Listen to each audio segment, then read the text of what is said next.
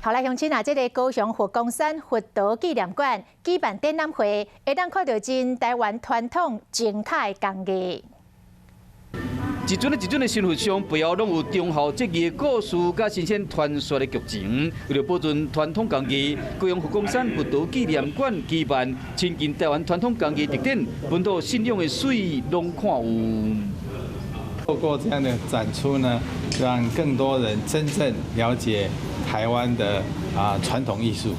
这摆展览总共有155件作品，包括民生器具、宗教礼俗、艺术审美、增佛传承，总共4大展区。在展览现场，嘛有各种技艺体验课程，民众使做一寡生活上用得到的物件。传统工艺也代表台湾生活性以及艺术性的一些传承。